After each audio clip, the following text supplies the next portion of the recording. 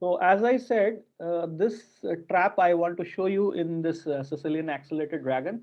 And then I will show you a game which happened between this Grandmaster from India, Ronak, and International Master Ratnakaran, which reached the same position through a different opening called from C4. But it is the same position, and Ratnakaran fell into that trap after 9 or 10 moves and was blown off the board in that game. Okay, so let's look at the accelerated dragon again. E4, C5, knight F3, knight C6.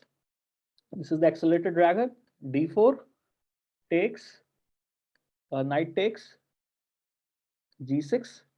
And here, as I said, there are two crossroads. One is C4, which is the Marozzi bind, and the other is knight C3. Now, right now we are going to look at the Marozzi bind. Okay, white plays C4.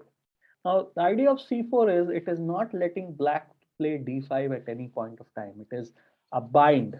The word bind is like black's position is crammed. He's lacking more space. And this is one of the trademarks of Karpo also. Okay, he would strangle his opponent, and this is actually a good way of playing against the accelerated dragon. In fact, even at the grandmaster level, they are more worried about this move c4 because it is actually difficult to play when you have less space. You have to move your pieces, maneuver your pieces in a very restrict. I mean, because if you have more pieces, then there are two ways you can get out of this. Not only in Marozzi bind, if you're lacking in space, there are only two ways. You have to exchange some minors so that the pieces are less. Otherwise, the pieces will be stepping on each other's foot. Okay, that is why you want to exchange the pieces if you are lacking space. On the other hand, if you're the attacker, don't exchange pieces unless you have a concrete reason, because otherwise it will help your opponent. And the second way is you want a pawn break. If you are if you're lacking space, you need some pawn break so that the pieces get liberated. Otherwise, the pieces will be suffocated. This is a general strategic idea, not confined to this opening.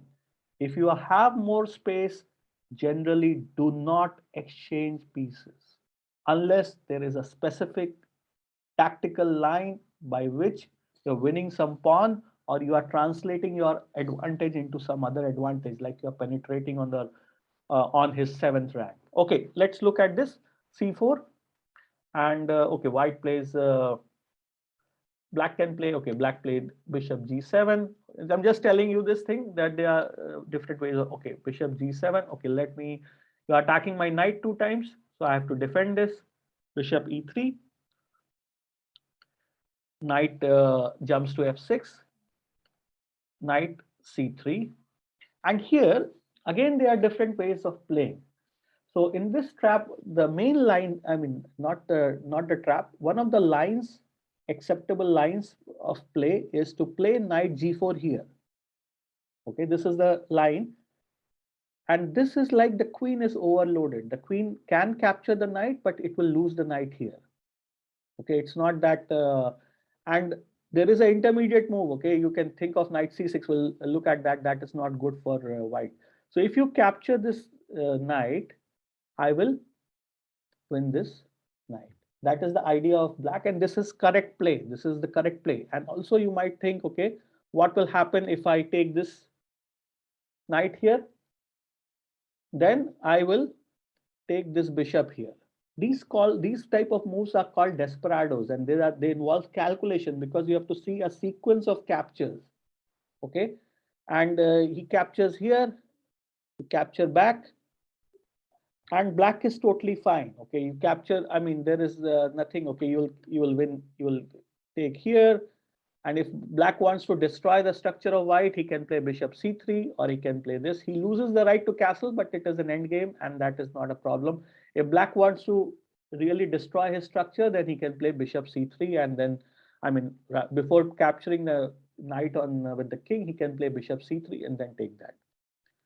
Okay, so this is correct. I mean, this is the correct theory. This is queen takes here, knight takes here, and knight is threatening to jump on c2. The queen comes back, and then again there are several ways of playing. The best move which is accepted right now is knight e6, and this is how then the theory starts from here. But Chess is a game where every move matters a lot. There are a lot of subtleties and finishes. If I make a move, I mean, if I insert couple of moves, it can change the whole complexion of the game, right? So you knight g4 is the correct move. But what if black plays, okay, I'll play d6 here. Now d6, I'm preparing for knight g4. Now white plays bishop e2. Okay. Now black can jump with this, but black castled here. And white castled here. And now knight g4 is a mistake. That time knight g4 is an opening theory. That is fine. But right now it's a mistake. That is why chess is very hard. Couple of you insert one move. Basically, what you have done, you have inserted d6 and bishop e2. Castle also has happened. Now, after this, this knight g4 is a fundamental mistake, and this is not. I mean, we'll see what is the thing. And this happened with Ratnakaran. Okay, and even in classical chess, and he's a very strong player. He's known as India's Tal. Why? Because if you just miss the calculation by you don't see one branch, I'm sure that he missed one of the branches in the calculation. And if you miss one of the branch, then you are in real trouble. That is why if what he thought, what Ratnakaran thought was, once I play knight g4, he'll capture here, he'll play bishop captures, right? And then exactly by the same logic, I will do the same thing. Okay, what I will do, I'll play bishop g4. And now he will capture the queen. Queen will capture here, and then I'll capture here. And now if you capture again, I'll capture here and it's equal. This is what he thought. Okay, this is the position where black is okay. Black is totally fine. The bishop is a very powerful defender. It will go to g7, safeguard black, and there is absolutely no problem. There are a lot of pieces which are exchanged. This e4, c4 is not very strong now because pieces have got so many trades have happened. That is a strategic idea. A lot of trades have happened. This bind is not strong anymore. Okay, I mean, black is totally fine here. But what he missed is there are a lot of intermediate moves you have to calculate. You cannot just presume that I'll calculate one branch and that is it.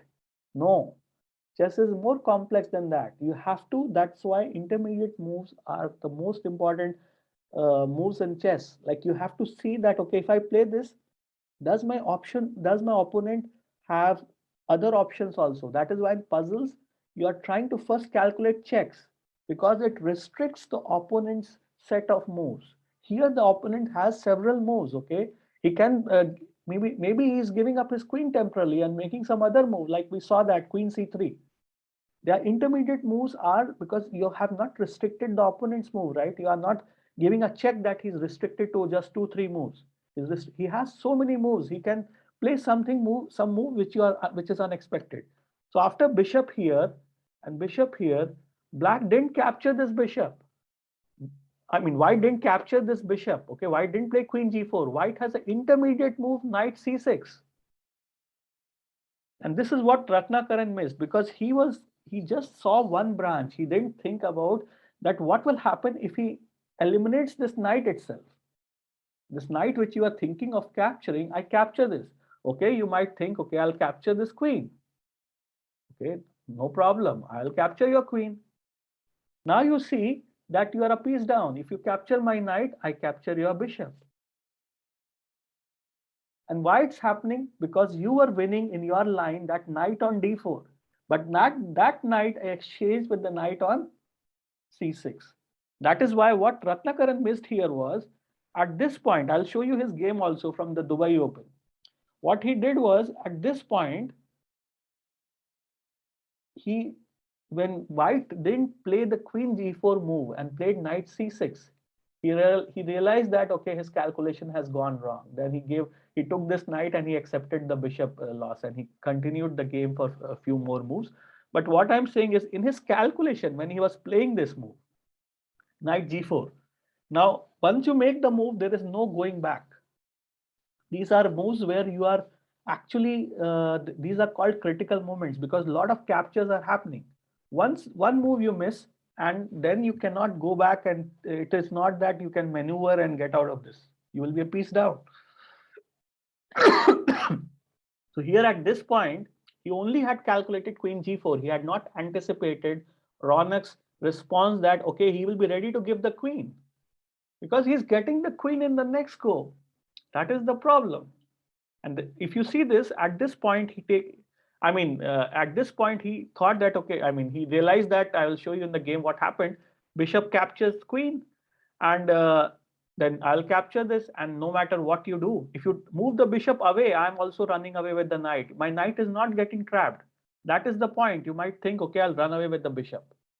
But I'm also capturing the pawn on b7 and I'm able to escape. It is not that my knight is getting trapped. A lot of times the knight gets trapped. Knight is easier to get trapped as compared to the bishop. But especially when it goes in the opponent's territory, the knight is typically trapped. But here I have an escape route. I can capture the pawn on but b7. your A4 bishop also is. Yeah, yeah. Okay, forget bishop a5. Bishop a4 is a incorrect move. But okay, even if you play bishop g4, you're running away, right? I'm also the point which I want to tell is that white has an escape path. He has an escape path via b7 to a5, and he runs away. And you cannot catch the knight. It is not. You might win a pawn on b2, but you will not be able to catch this knight. This knight is immune to capture. Now I will show you this game and we'll conclude this trap thing. And I'll show you that this position didn't arise from the Sicilian accelerated dragon. And chess is a lot about transpositions. And he didn't realize, he might have been aware of this trap in dragon, and maybe he had an off day, a Ratnakaran, and he missed this thing. But it happened from a c4 opening. This is another important knight f3. I'll just show you that the game happened and we arrive at the same position where he made a mistake. Knight f3, knight f6, c4, c5. This is a different opening. You'll see that this Marozzi bind setup is, and this accelerated dragon happens in different openings. Knight c3, g6, d4, bishop g7, e4, cd4, this thing. Now you're seeing the Marozzi bind setup, okay? d6, bishop e2, castles, castles, knight c6, bishop e3. This is the position which we are talking about in that accelerated dragon. Now here, knight g4 is a fundamental mistake, and this is what makes chess very complex. From different openings, you arrive at the same position. Now, if it had happened through the accelerated dragon thing, maybe he would have been aware that is a well-known trap. But he fell for this. He played knight g4. And this is when bishop g4 happened. He played bishop g4, and to his horror, his opponent didn't capture the bishop, but captured the knight. Now he realized that, okay, let me not exchange the queens, because if I play bishop d1, he will play knight d8, and I'm going to lose. So anyway, he was lost here. He took this knight and he accepted this position and fought for few more moves and lost the game. But the point you have to also understand is that chess has a lot to do with transpositions. So you have to understand the idea, and then you have to also so that is why the position can arise from different set of openings. But at the end of the day, if the position is same, from which opening you are come at that position, that doesn't matter. What matters is what is the position there. Now here it is the same position which we saw a few minutes ago, right? Vihan, do you see this? Yes. Exactly same thing, but it arose from a different opening. Okay, it started with knight f3. Now you might think, okay, knight f3, then it cannot be the accelerated dragon. No, it has to do with the structure. This is the Marozzi bind structure after a grandmaster from Hungary, Marozzi, Geza Marozzi. So he had found this structure is very restrictive for black, and it is actually very difficult to play for black. In fact, this is one of the best setups against the accelerated dragon. Okay, so Ronak went for this setup. This is exactly the same thing. Now he somehow felt that, okay, knight g4 is working, because he calculated one branch, and to his horror, when the opponent made the intermediate move knight c6, he fell off his chair. There's nothing to do there. Then he fought for it. It is not that he resigned, because it is a classical game, and it is supposed to go for 4 hours. And if you lose in first 15 minutes, it is very shameful, right? But okay, that's why he would have played for a few more moves and let the game continue. But what I'm saying is that a game which is supposed to last for 4 hours, it can happen that if you make a mistake, you might be blown off the board in first 10 moves itself. Ninth move, knight g4, and this is like game over. You have to play a piece down position against a grandmaster. I mean, that is like, and there is no compensation. Okay, it's not like you have an attack going on. White has an attack going on. It's not that black has an attack, and black played for a few more moves, but then after move number 31, he resigned. He could have resigned here also, but it is to get out of the shock. He continued the game. Okay, so with this, I will conclude the trap. We can discuss some more thing after this. Let's conclude. Let me stop the recording and.